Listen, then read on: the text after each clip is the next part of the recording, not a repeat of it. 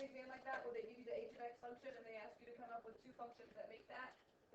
There are more than one right answer that works with that, and remember you can always just check it, like check your two functions and make sure that they work. Say one, right? Just one. Wait, so I test this one. No. What is this? Ivy text rules. But last year they had it like over here. We did everything we did over here. It's Ivy text rules, honey. You'll be okay with it, I promise. I'm just stressed out. Anyone want to see any from 406? Sure. Go for it. We'll come back if there's one, but you haven't done it yet, so it's not really fair. Yeah, it is. The issue is we've never had time to get through all this, so I want to jump around and not go through every single one if we don't have questions on it, but I'll come back to it if we have time. I am recording, doing nothing right now. All right, jump to page 418 through 420 then.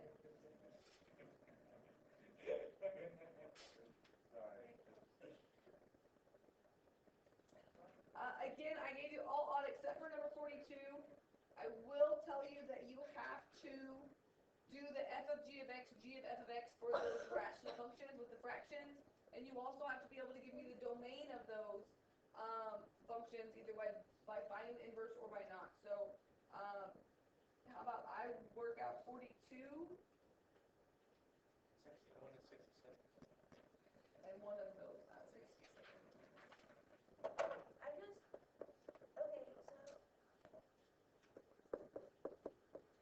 I'm listening. My throat really hurts, so I'm going to try to not talk in my teacher voice. I just think it hurts no matter what I talk about.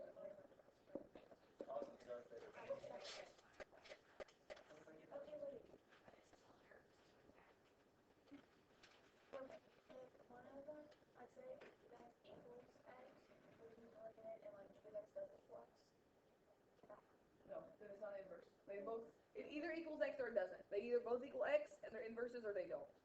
Okay, so one equals x. If one equals x and one doesn't, then they're not inverses. Does that make sense? This says verify that they're inverses, which means they want you to do the f of g of x to show that you get x back. I picked these just because they are the harder problems that we did in this section where you have to get the common denominator. But if you do f of g of x, it's just making sure you keep everything straight. You're going to take this and plug it in for x and f of x, so you get 3x plus 5 over 1 minus 2x minus 5. How did that become 1 minus 2? All over 2 times 3x plus 5 over 1 minus 2x plus 3. And so it's just really important that you write it correctly. It's really easy to get it mixed up. And then you want to simplify it, and you really have two options. One option is you can get a common denominator on the top and the bottom. What we did in class is we multiplied the top and the bottom by the denominator. It kind of saves you a step, but you have to make sure you do that correctly because it does cancel this out, and you get 3x plus 5. But it does not cancel out with the 5, so you end up with minus 5 times 1 minus 2x. And the same thing on the bottom. This part cancels out, and you're left with 2 times 3x plus 5 plus 3 times 1 minus 2x. You get the same answer if you get a common denominator. This is 6, 2.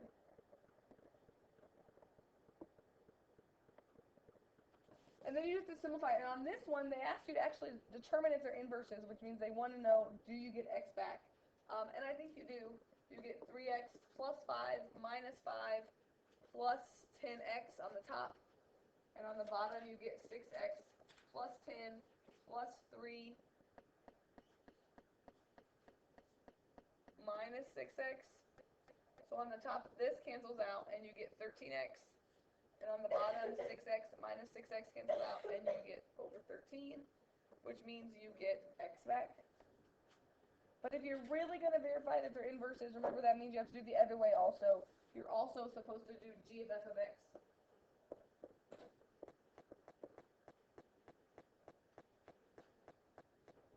and show that you get x back also. It might just ask you to find f of g and g of f. It might not necessarily be a question that says, are they inverses? I just picked these out because they were the big fraction ones and it gave you practice on doing it. You want me to do the other way? Will you do the other one? You're supposed to, but I'm saying, do you want me It just to? tells you to do that. We just did f of g, so now we're supposed to do g of f. Because we're trying to see if they're inverses, and that's how we see if they're inverses. You do... No. There will be some, and if you go back and look on your quiz that we took for 6.1 and 6.2 that you should have, those are some really good questions to look over. Well, we went over it in class, so, you know, if you corrected it, then that's something to look at. But, yes, we will do one in a minute. Remember that this is not a good one to talk about domain of because you just get x back, but we'll go over in a minute how to do domain. Maybe when we do 61 or 67.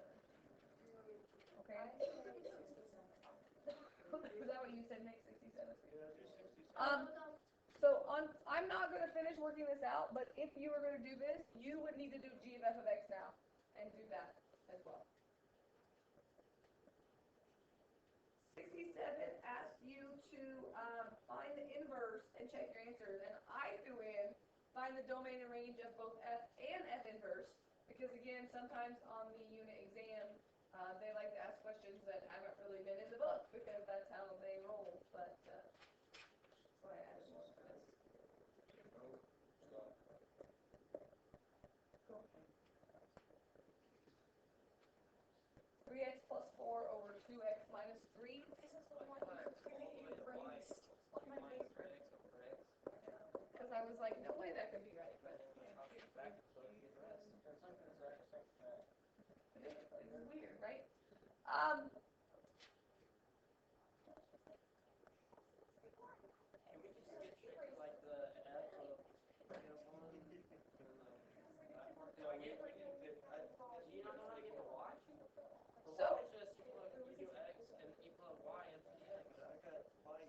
So I'm going to switch these around, all right? So on this one, this becomes x, and this becomes y. This is how you find an inverse.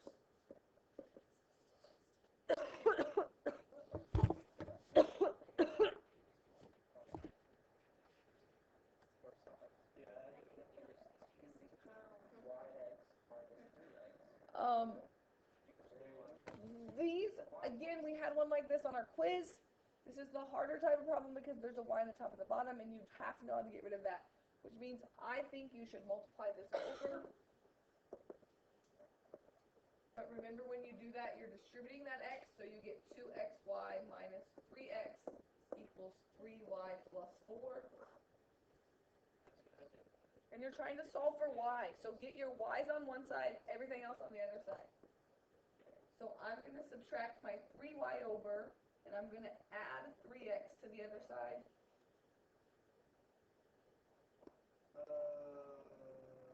Every time, that's what you do. Get your y's on one side, other numbers on the other side, because then you can factor your y out. And that's what you're trying to do. You're trying to get y by itself. This just turned out to be a really weird problem because you end back up with what you started with. Courtney asked me on Friday, and I erased her whole paper because I was like, this can't be right. And then I got the same answer. So it doesn't always happen. The one on your test is probably not going to be like this. But this one, it turns out that the inverse is 3x plus 4 over 2x minus 3. I know, that's crazy, right? It must just be right about reflected about that line that it just, I don't know. Yeah, whatever you get when you get y back by itself is your inverse. You just pull y off the left side. Yes. The extra part is I asked you to find a domain and range. The domain should be easy to find. What is the domain of this problem? What can't x be in this problem? 3 halves, because that's what makes the bottom go to 0, right? Move to the inverse. What is the domain of the inverse? same thing. So x cannot equal 3/2. Here's why they asked this question on the unit exam. We could find the range by talking about horizontal asymptotes, which we did talk about a couple units ago. We learned the rules for horizontal asymptotes. We could find the horizontal asymptote and we can exclude that from the domain. But they ask you about the range because they want you to realize that, remember, the definition of an inverse is the domain and the range switch places. So if this is the domain of this function, do you agree that that's the range of this function? Because we set the bottom equal to 0. What can x be? You can't have 0 different. And this thing, it's the same thing, but normally it's not the same thing. But the domain and the range switch, which means if you find the domain of this, it means it's the range of this. Sorry, that should say y. It's annoying because this is the same thing. So it's the same thing because It's the same function. Yeah. I was supposed to give the domain. Yes. So we're supposed to give the range to. Yes. I added that on your paper. See on your paper where it says parentheses? You don't have to do extra work for the range. If you find the domains of each function and its inverse, that's just the range of the other function. You follow me on that? Because the definition of an inverse is the domain and the range switch places. So if you find the domains, you just swap them and put them in the range spots for the other one. We could still do the numerator rules. Like that, notice it's the same thing, right? That's why it's 3/2. But you can, if you remember the rules for horizontal asymptotes, you can do that. But most people forget that at this point. This is annoying because it's the same thing. Let me make up a new problem here. Let me just pretend that I had a domain of a function, blah, blah, blah, and my domain was x cannot equal 0. And then I had the inverse, and it equaled something, and its domain was x cannot equal 1. If those are the domains, all you have to do to find the ranges is switch them, right? This domain becomes this range, this domain becomes this range. That is the definition of an inverse. If I asked you what is the definition of an inverse, you should say the domain and the range switch places. That's why they throw range in there, and we haven't found range in one problem our whole unit. They throw that in there because they're wanting you to make that connection. It's not that they're just trying to make it totally unconnected to what you've been doing. They want you to make the connection that the domain and range switch places. So I can say that the range of this is the domain of this. So I can say it's y can't equal 1. And the range of this is y can't equal 0 because they switch places. So that's why they throw that in there. And I just want to talk about it because we haven't found range in a long time. Okay? Okay. Moving on. 433. What? So 67, is that what you saw? Yes, that's it. That's my answer for 67. It's the exact same thing, and so my domain and range are the exact same thing.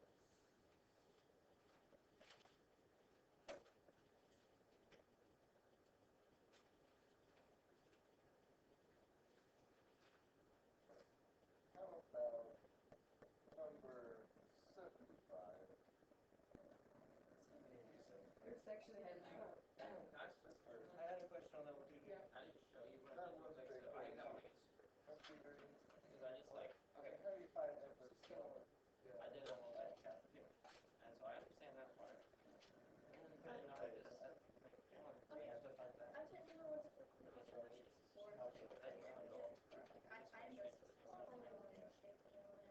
why would I do it? This is like what we were doing over here. Remember we were excluding the anchor inverses? Yeah. On 61, like this is what you this is right. Like this is what you so you're doing it right. I don't know what that information, don't worry about it. That's right. Yeah. And then so the domain. Yeah, domain x can equal 0. And what can this be? Wait. Yeah, they put it back. You plug it back in for x. Because that's what it can't be. Like x minus Because what is bottom equal? I think it's weird. -3. So she's asking domain of that. That means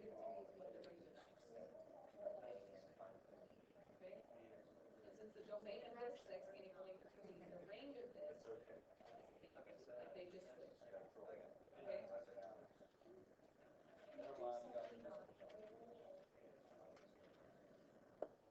And again, on this unit test, there's a lot from the exponential, the logarithmic stuff. There's definitely some composite functions. There is some inverse stuff, but I feel like the majority of the test is from 6-3 on. Like I feel like there's way more just random, like just a mixture of solving equations using all the stuff. So that's why I picked these questions for you to look at.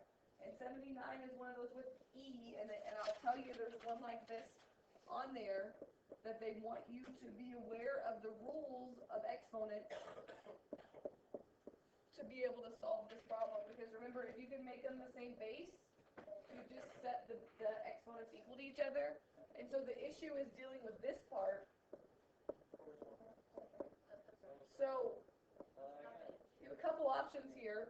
One option is you could bring that up and you can make that e to the -2, right? That would be an option. Another option is you could just say this is the same as saying e to the 3x over e squared. And then it's the same properties that we use with logarithms. When you divide, you subtract exponents.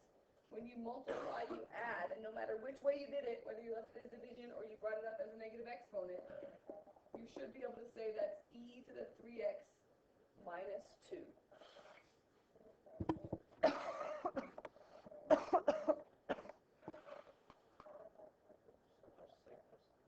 Yeah, no. It is really, really sick. I got a little bit of runny nose, that's it. I don't feel bad. I bet you bloody nose was my glass. Get out. There's 63 absences today. I've had 0 blood nose. 63. Yeah. So why do we do this school? I don't know, but it's, look at the parking lot out there. It's pretty empty. There's a lot of kids. There were like 30 some on Friday. So, I don't know. That counts 6th, 7th, and 8th grade though too. If you can do this, now I'm just going to set these equal to each other. X squared equals 3x minus 2. Now it's a quadratic, so I can subtract 3x and add 2. And now I can factor that into 2 and 1 and minus and minus and x equals 2 and x equals 1. And then an exponential function, x can equal whatever you want, so you don't have to worry about throwing stuff out like you do with a log function. But you got to make sure you know how to deal with those properties.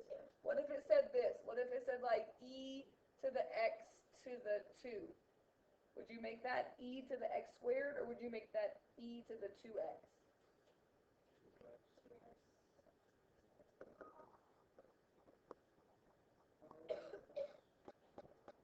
I have a question. So I got those answers. I got to the e x squared equals e equals 3x minus 2.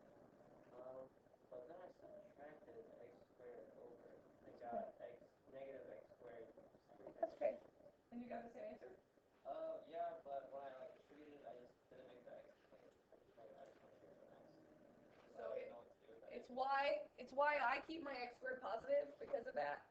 But if you had negative x squared plus 3x minus 2, you could do that, but one of those x's need to be negative in there, so you should still get the same answers. Or my advice is, if you have a negative x squared, just divide through by a negative to change your signs. Because that way it fits the normal factoring that we do. Doesn't that change everything? If I divided that all by a negative? It changes all the signs, but that's okay. As long as you divide everything by the negative, it's okay.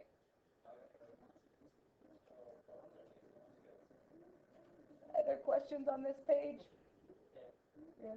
So is this probably like pretty similar to what we see on the test tomorrow, or do you think they'll like add in something else? My little hint here was probably the best addition there that I could. What's the little? E to the x and then to the second power, is that e to the x squared or e to the 2x? And it's e to the 2x. Because this makes more sense. So, but yeah, it's using the properties. It's not crazy. It's just using these properties. That's why I gave you these problems. Other questions on this one or any more on that page? 64, 73, 79, 105. Well, what do you think? So, like, Can we do 73? when you're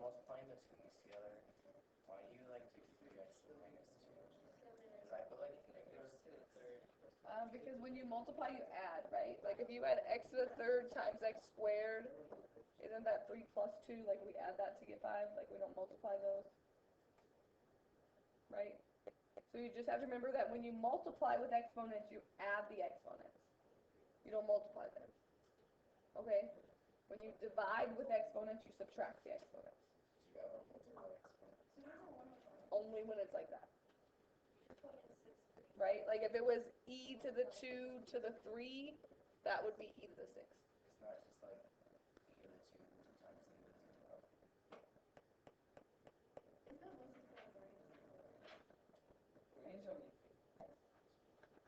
Oh yeah, I was gonna ask you that. Because I got the answers, but I didn't know how to check them.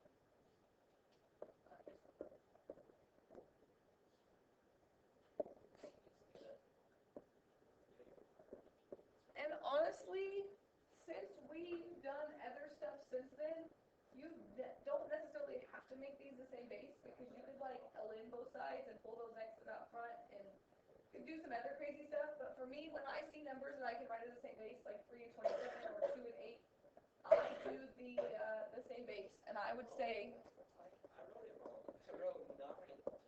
I could write 27 as 3 to the third, and then that 2x is still up there. And again, if I can write them as the same base, then I can just say that that's x squared minus 7 equals 3 times 2x, which is 6x. And again, that's a quadratic, so I get x squared minus 6x minus 7. And again, with an exponential function, you don't really have to check your answers, because x can be anything. Minus 7 plus 1. X equals 7, x equals negative 1. And you don't have to check your answers. You can't get extraneous solutions. Yes? What's wrong? Did I do this wrong? No, I thought it was one Makes me very multiplied to keep the -6 adds to keep the -7, and I completed the square, and it was Wait, so you said you don't need to check them? You only check on all. On logs. Logs and ln, you can't have a negative. But exponential, you can have a negative, remember? 105, I don't really necessarily need to talk about.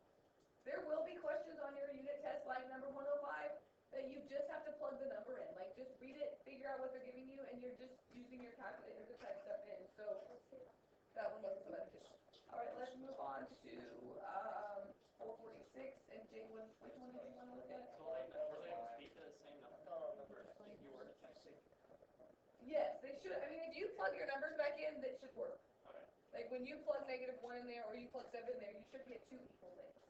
I'm just saying that they always work, so you don't have to. Yeah, but I'll plug it in, so this way if I just like check them all, Yes, that'll work. that can work. 446 and 448, 14, 18, 27, 59, 75.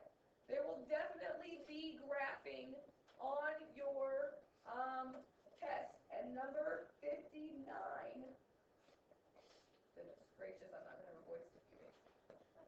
Number 59 is one you really should look over, where they give you the exponential and they give you the log of the same base. There's a question just like that, where they want you to graph it on the same line, the same graph, and they even put that y equals x dotted line in there so you can see that they're inverses. Did one like that. I think I assigned that exact same one in the homework. Pick the same one to review, which means Wait, you said 59 is like the x equals 3x. the 3 to x and the log 3 of x. That's really common. Oh, it just. And 75, we didn't do a lot with ln, but there is an ln on your unit test.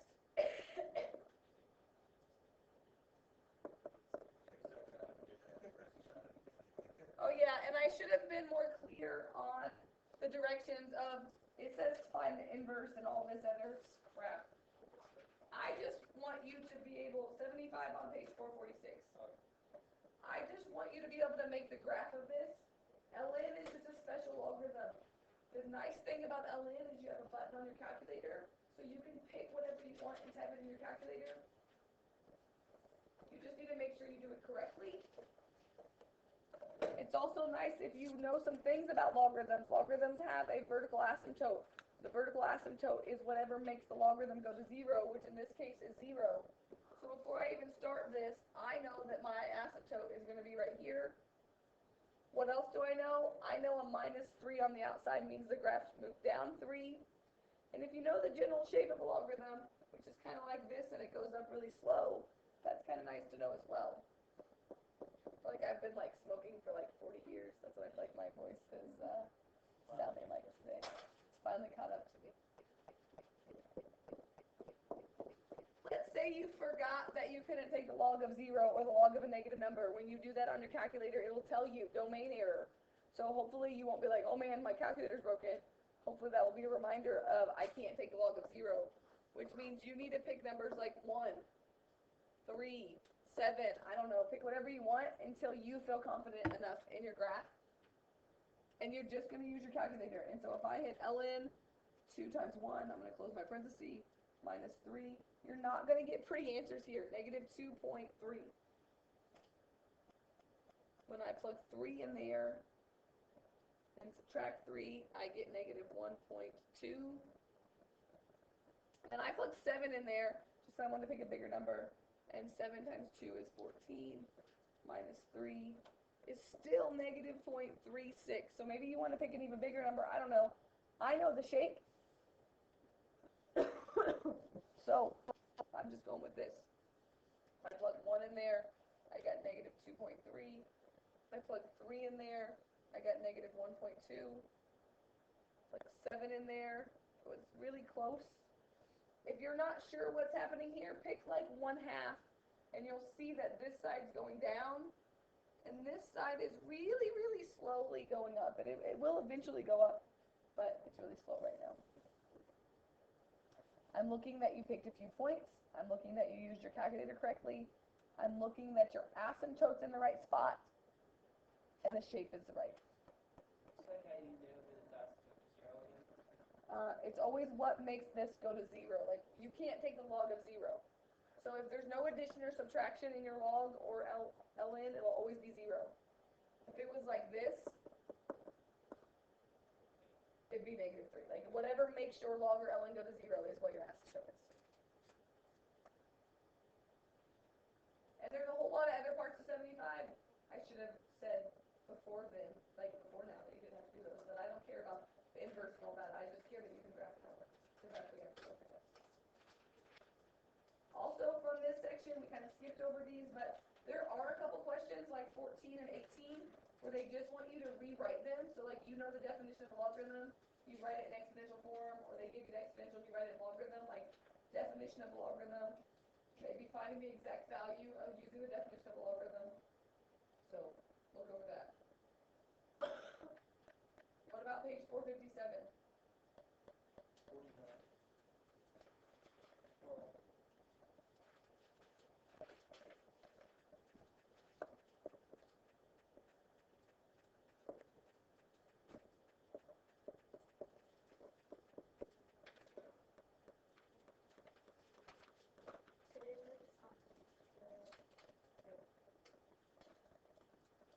Says, right, as a sum or difference of logarithms express powers as functions, factors.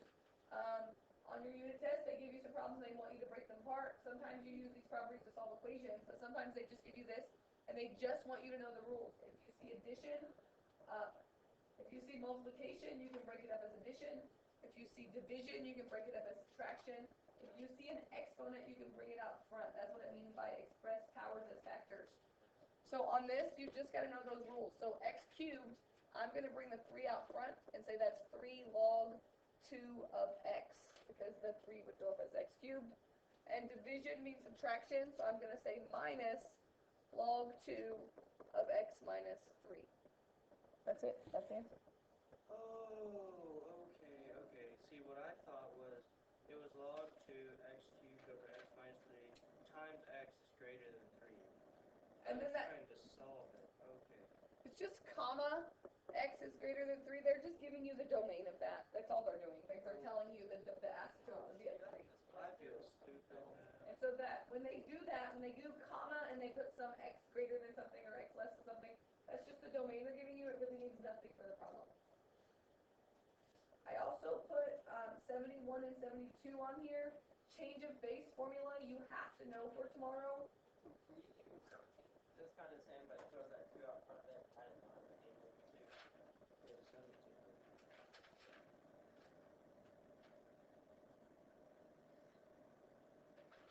this one?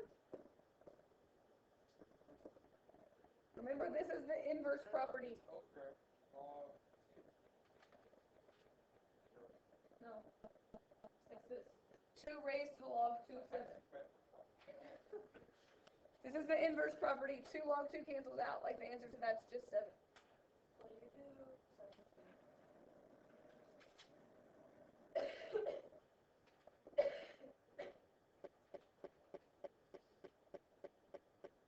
Some of these I can just type them in my calculator, so like, would I miss points if I just type If it says to rewrite using change base formula, you're going to miss points for that. You need to know the change base formula, even though you haven't changed calculator. Yeah, that's like log 18 over log 5. So I could just write log 18 over log 5 equals. Sometimes they say write using log, sometimes they say write using ln. You get the same answer if it doesn't say. But the change of base formula says you take the log of this number over the log of the base, and that will give you an approximation. That's the same thing as if you took the ln of 18 over the ln of 5. It doesn't matter which way you write it, but that allows you to use your calculator to do log base 5, whereas before we couldn't use our calculator to do log base 5. You just want to make sure you do that correctly, like close your parentheses, and you would get like 1.796. Change the base formula, that would be something to look over.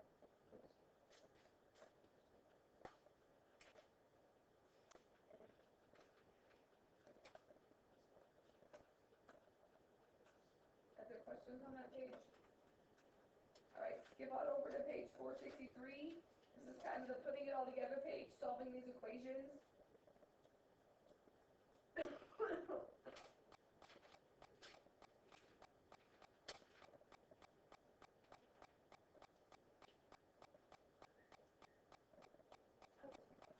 Anybody have a question on one of those?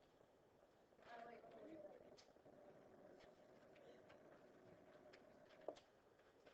Yeah.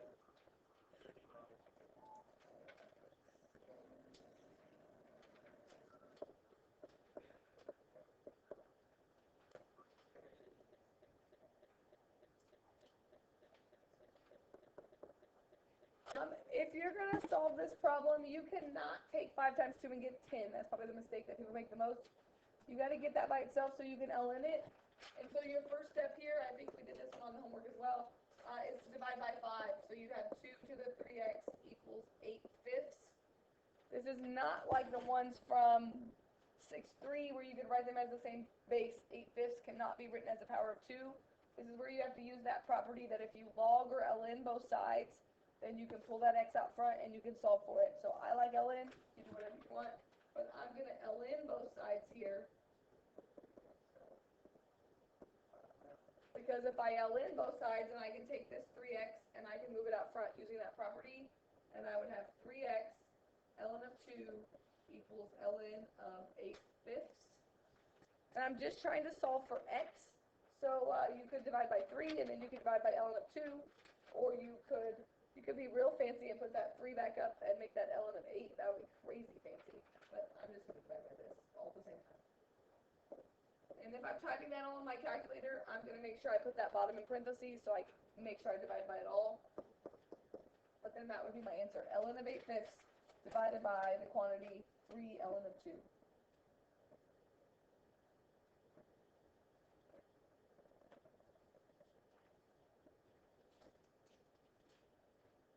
.226.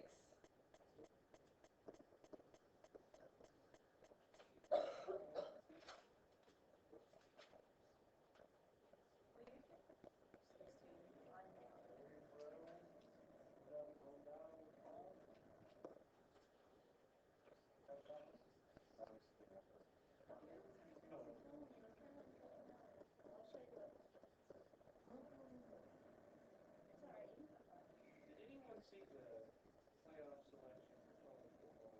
It was ridiculous. Ohio State was ridiculously low. You have some options on here. Just because log 3 of 9 you could actually work out, because you could actually make that 2 and work that out right away.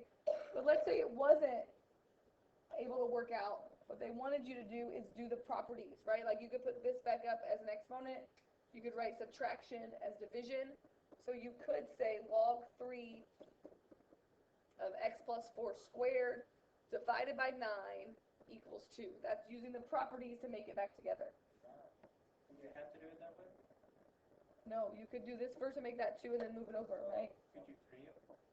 You can't 3 them with addition subtraction. If you try to 3 them with addition subtraction, that is wrong. But wait. I did the exact same thing. I did 3. You cannot 3 both sides unless you have 1 log equals 1 log. What's wrong, boys? 1, then I did the square root, then I did the square root. Later. You can do the square root later. Then I got plus or minus 9 of x plus 4. You cannot E both sides, you cannot ln both sides, you cannot 3 both sides if you have addition or subtraction, okay? So you have to make it into 1 logarithm or get rid of one of the logarithms before you do that. Now I could 3 both sides.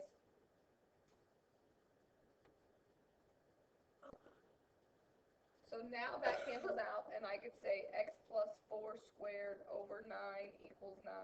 Wait, Wait a second. that's what I had. That's, oh my god. Marked it all out, because you get 81. I did too. I marked Oh it my out. gosh. I was thinking, I marked it out with pin, too. come on, teach. I just It's wrong. It's wrong if you 3 both sides with the addition subtraction. Why? You get the exact same. Well, you got lucky. It doesn't always work. I think the difference.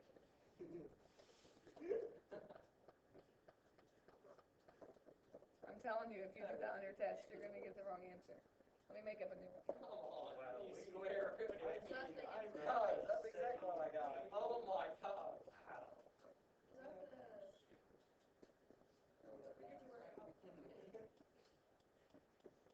Can I try and do it my way? Just see if we get the same thing. I bet it's worse. Yeah, go. It's wrong. I'm telling you. I don't know why you don't believe me that No, I have a degree and it just, well, you got lucky. I agree with you, but I gotta see.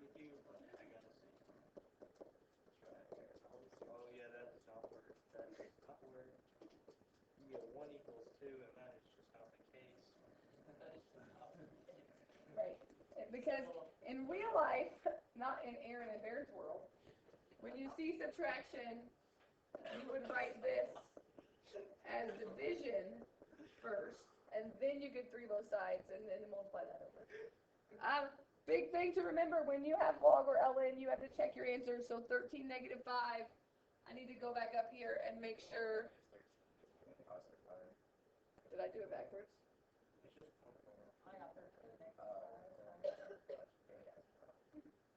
I don't know. Let's see what you. Plus or minus 9. No, you're right, because I added 4 instead of subtracting 4. So I just was, only log it if you only have 1 log. yes. If you have no addition subtraction. That's exactly what I got. Should be negative 13, positive 5. The square root of 89 or 81 is not that. Yes, it is. I don't think it is. I gotta throw. Times 9 is 81. I typed that in Aaron, my I'm calculator. really, really sick today. I cannot answer questions like the square root of 81 is not. I typed it in my calculator and got 3 square No, roots. you do not trust your calculator.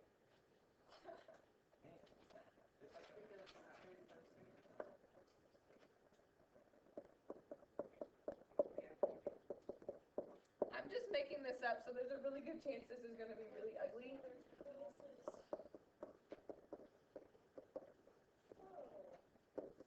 What happens if you can't have? Wait, what number is it? This is my made up problem. Lns can't have any negative. I feel like the thing I'm gonna do So automatically it's is I always forget to like only write one like on the last one. So I always wanna do like log over log over. So you put in very very and that's what's gonna like not good. that word me over. Okay. Practice. Thank you. I'm big. Here's my advice to you. It's really hard to know how to study for a math test, especially when I don't give you the problems to do tonight if you've already done all these. But a really good way to review for a math test is instead of looking at problems that have already, like, just looking over stuff that's already worked out, like, rework problems that you have somewhere else, like the ones that we just went over. If you want to study tonight, go back and without looking at the worked out ones that we did together, just get in your book and do those same problems, and then check the one that's worked out, and see that you did it right, see that you got the right answer, and you already have it worked out, so you have something to check, or something that you know you're bad at. Pick some of those problems that either I gave on the homework or I gave on the review, or from the old quiz, that you can practice and that you can work out. That's the best way to study for a math test. Not like other tests that you just memorize facts that you can just kind of flip through the book and absorb the knowledge and memorize the facts. To study for a math test, you kind of have to practice doing the problems. That's my advice. That's how I studied for math tests when I was in college. I would just rework the problem and just check my work and see if I matched up. So that's my advice if you're looking for something to do. I wanted to talk about this really quick, domain of f of g of x, because that's on the test tomorrow. We skipped over those, so I want to have a question on those. But you have two options. One option is, if they only ask for the domain, you don't necessarily have to find f of g, because you can do what we did that first day. The other option is you can just find f of g and find the domain of it, but don't forget that you have to find the domain of g and include that with it. So this was on your quiz. If you have that, we went over it the day after, that you could get that out. But if I'm looking for the domain of f of g of x, remember that you have to include the domain of the inside part. So right away, I know part of my answer is going to say that x can't equal 3, because g can't equal 3, right? The other part is I have to say, what can't f be? Well, f of x cannot equal 7. X cannot equal 7, and f of x is what I need to say in this function. But that's not part of my domain. I have to figure out where g of x equals this. And so that's where you say 2x minus 1 over x minus 3 equals 7, and you solve that problem. If you don't want to do this step, you have to just do f of g and then look at the domain of it at the end. And it'll be the same thing that you get when you solve this. And so that's where you have two options. This is not that bad to solve. You can multiply x minus 3 over here, and you'd get 7x minus 21, even with my crazy made-up numbers here. It's not pretty, but it's not terrible. Oh my gosh, it is pretty. Negative 5x equals negative 20. Is that true? X equals 4. Doesn't equal 4 is what I should say. I thought you said if the domain of the or would be the range. No, that's inverses. These are not inverses of each other. These are just two random functions. That's only true on inverses. If they just ask you to find the domain of f of g of x, that's one way that you can do it. There is a question on your exam that they don't care what f of g is, they just want the domain. I did it like this. Last year there were people that just found f of g and did the domain that way because they didn't like this method. But go back. That was the very first 6-1 is when we did this. So you should always have at least, Usually you have two numbers. you always exclude the f of g or f of x. Yes. Whatever f of x can't be is not in your domain. That's what you set g of x equal to. Okay, so look over those. There are videos from my previous lessons up on YouTube, or you can